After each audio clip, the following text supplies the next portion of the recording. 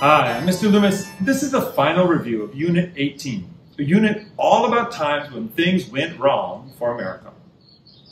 Normally we start these review videos by looking at the key dates, but this time the events we studied are all a bit different and span many years, so we're going to try a different approach. I think this unit is a good example of why memorizing the presidents in order can be really helpful. Since so many of the events we studied are connected in our minds to presidents, like the Vietnam War and Johnson, or Watergate and Nixon, or NAFTA and Clinton, knowing the order of the presidents is an easy shortcut for keeping events in order. So here they are, the presidents and the year they were first elected. We start with Johnson, and his year is unusual because, as you remember, he took office after Kennedy's assassination. Ford's year is also not one of the regular multiples of 4 because he became president in the middle of Nixon's second term after Nixon resigned. It might be helpful for you to chunk them together. I generally think of the 60s and 70s presidents in a clump because many of the events they dealt with were similar: Johnson, Nixon, Ford, Carter. Reagan is a good president to remember as the transition. He's at the end of the Cold War. He's also the first president of the conservative revolution. Next are Bush, Clinton, and Bush. That just rolls off your tongue, Bush, Clinton, Bush, and has a nice rhyme to it. These were the presidents when I was your age. We end with the presidents you probably remember: Obama, Trump, and Biden. Easy, right? So when it comes to the topics we studied, you can remember when things happened by matching the events to the timeline of the presidents. Our unit had just 3 lessons. Let's get started. Our first lesson was about America's involvement in the Vietnam War. As you review this lesson, notice the shifts or changes as the war progressed. America got into the war because of fears about communism in the Cold War, but stayed in the end because we couldn't figure out how to leave. Americans supported the war at the start, but turned against it by the end. We began by just sending advisors to help the South Vietnamese, but ended up sending thousands of troops and leading the fight ourselves. Big idea. The United States first became involved in the Vietnam War because of Cold War fears about the spread of communism. Over time, it became harder and harder to exit the conflict, and eventually it led to major civil unrest at home as a youth-driven anti-war movement grew. America had to exit the conflict without winning. The United States initially became involved in Vietnam because of Cold War fears about the spread of communism. Most American leaders saw Vietnam as another Korea. That is, the United States would have to fight to prevent Vietnam from falling to communists, or else neighboring countries such as Cambodia, Laos, or even the Philippines might fall to communists as well. This was the domino theory. Although American advisors had been in South Vietnam for years, Americans did not become heavily involved in fighting until 1964, when Congress passed the Gulf of Tonkin Resolution and gave President Johnson authority to carry out combat operations. Vietnam turned out to be more complicated than Korea. The Vietnamese were fighting a war for independence, and American soldiers were often viewed as foreigners to be expelled rather than as protectors. Furthermore, Ngo Dinh Diem, the leader of non-communist South Vietnam, was an unpopular leader for a variety of reasons, whereas Ho Chi Minh, the communist leader of North Vietnam, was beloved. To make matters worse, the Americans faced an enemy that used guerrilla warfare. Unable to adapt, the Americans ended up doing significant harm to the civilian population, further alienating potential allies.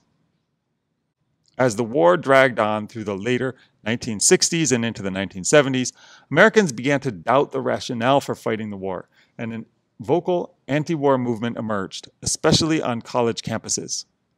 Violent clashes between protesters and police focused attention on the divide between the people and political and military leaders. Eventually, President Nixon adopted a strategy of Vietnamization in which American forces left and responsibility was transferred to the South Vietnamese army. In reality, this was a dignified way to surrender. In 1975, Vietnam fell to the communists as the last Americans left. Americans who lived through that time continue to struggle with difficult memories of conflicts on the battlefield and at home. In the second lesson, we learned why Americans have very little trust in our leaders. focusing on a series of scandals and accidents from the 1970s. It might help you to imagine how you would feel if a close friend lied to you or deceived you the way these leaders did, to make it easier to understand why Americans reacted the way they did. For example, when you read about Nixon trying to hide his supporters' misdeeds, imagine how you would feel if a close friend tried to hide something from you and lied to you about it. Big idea. The 1970s was a period when Americans lost faith and trust in their leaders. Politicians were exposed as liars, the economy failed and leaders were not able to repair the damage, and the celebrated American industrial economy started to crumble. The 1970s were a time when some of America's most important leaders failed. In the case of the Pentagon Papers, reporters revealed that the presidents of the 1950s and 60s had lied to the American people about their real reasons for fighting the war in Vietnam and about how the war was progressing. President Nixon was forced to resign in 1974 when it became clear that he had abused his authority in an attempt to hide crimes committed by his supporters. The Watergate scandal, named after the Watergate Hotel and Office Complex, along with the Pentagon Papers, marked a change in America. After the early 1970s, many fewer Americans trust presidents and other powerful leaders. In the later decade, President Carter faced his own challenges. Although he was not corrupt like Nixon, he was unable to solve significant problems. Most embarrassingly, revolutionaries in Iran held 52 Americans hostage.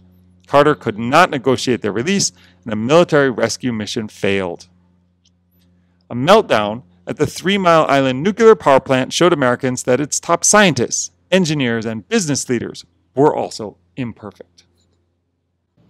For our last lesson, we studied the process of globalization. As you study this topic, make sure to understand both the structures that make global trade possible and also the benefits and downsides of this major change. For example, we have lower prices when we go shopping, and I think that's a good thing. But who suffered to make that possible? Big idea. Beginning in the 1970s, American manufacturing started to move overseas as businesses looked for ways to lower production costs. Although globalization has been good for many, it has not been good for all Americans and has major critics. The 1970s are remembered as a decade of difficult economic times. The United States abandoned the Bretton Woods system of international monetary policy and the gold standard. An oil embargo forced Americans to pay higher taxes for gasoline and other goods.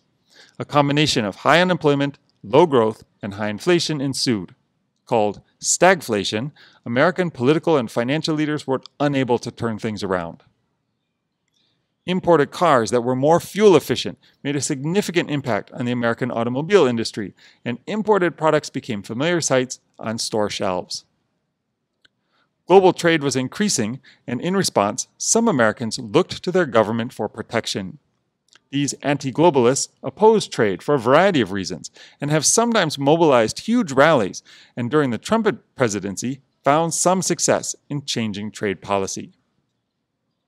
Globalization has hurt some Americans, especially in the Rust Belt of the Northeast and Midwest, where manufacturing dried up and workers lost their jobs. On the other hand, globalization has resulted in lower prices and a higher overall standard of living. Thanks for sticking with me all the way to the end.